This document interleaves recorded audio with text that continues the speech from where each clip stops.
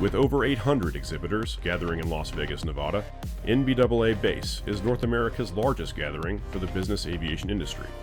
After being forced to cancel the event in 2020, NBAA 21 will simply not disappoint. With unprecedented demand for private aircraft coming out of the COVID-19 pandemic, the world's most advanced business aircraft are here on display. Suppliers up and down the supply chain are represented here at this event and come together with private, corporate, and commercial business aviation operators from across the industry, all ready to meet face-to-face once again and collaborate in advancing the business aviation industry. Our next guest here on Straight and Level, live from NBAA, is a familiar face. It's Rick Mosteller, the founder or co-founder of Palomar Aviation. Rick, thanks for joining us here today. Thanks for having me, Hulsey. I really appreciate it. We just aired your episode of Palomar Aviation, Flight Training in the 21st Century. Thank you so much for having us out to produce that episode.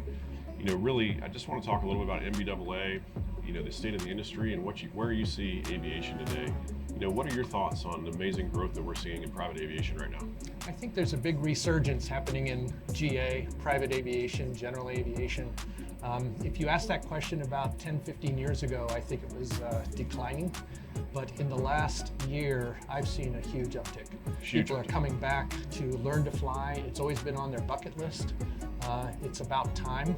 They know that now it is about time to go learn to fly, get their license, and now that we have the aircraft that we do that provide all the safety equipment as well as the advanced avionics, now's the right time to do it. Well, Palomar Aviation is an exclusive Cirrus shop.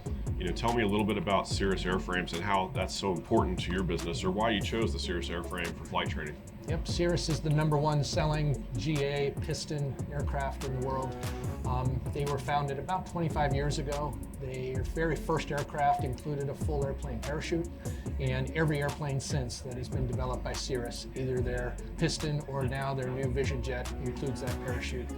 We chose to be Cirrus exclusive, so we're a platinum Cirrus training center in San Diego, and we do all of our training in that glass cockpit with those safety systems, really training people to be the best pilots they can be with the right advanced avionics that's available. We were blessed to see that in action when we were out in Palomar, watching your incredible instructors train many of your students. I think that it goes to the affinity to the Cirrus airframe that people choose to train in that aircraft, and so many of your students look to acquire them. How often do you see people flight training looking to actually get into aircraft ownership? That's a great question. There's a lot of training schools around the country that train people to move to the airlines, and there's young people that are learning to fly. We have about 100 people that have trained with us at Palomar Aviation over the last 2.5 years, and not a single one of those is going to the airlines. Instead, those people that are training with us in the Cirrus airframe are looking for either airplane rentals or airplane ownership. So they're looking to aspire to buy their own airplane, to fly their family, to have the equipment and the safety equipment around them and around their family that allows them to get the time machine that an airplane is. Because it truly is a time machine to get from point A to B in 1/4 the time. We flew from San Diego this morning out here to Las Vegas. We had breakfast in San Diego. We didn't leave till about 9 o'clock, and we were landing here at about 10:45. So how many of your student pilots come into aviation, just cold, where they've never really been around general aviation before, or do you see more pilots who used to fly and are now rusty pilots, or how many people, I guess, are really expanding the industry? You're on the front lines. Can you quantify that for me? Yeah, the people we've had through Palomar Aviation are about 50%, 50-50. 50% were either PPLs in the past, private pilot license in the past, maybe rusty. Maybe they flew 10, 15, 20 years ago. Some of them owned airplanes, owned older airplanes that might be 30 years old. But they've always been wanting to get back into aviation. Maybe they went off and raised a family, built a business, sold a business. Now they have time. And as we say on our website and on the front page, it is all about time. They're able to now take those skills that they started way back when, improve them for the new systems, and then use the aircraft as a time machine to go from A to B with either their family or possibly for business purposes. And it's about 50-50. The other 50% come to us brand new. It's always been on their list to learn to fly. Maybe they postponed it while they raised their family. Now they have the time and the money to train. And what they're not looking to do is train alongside kids right out of high school. They're looking to train in more of a concierge program, and that's what we offer at Palomar Aviation, is more of a concierge type service for flight training. Rick, how important is it in San Diego that you're able to train pilots in all 4 seasons and in all weather conditions? We have a lot of weather in San Diego in various seasons. For instance, in the summertime, we do have a marine layer.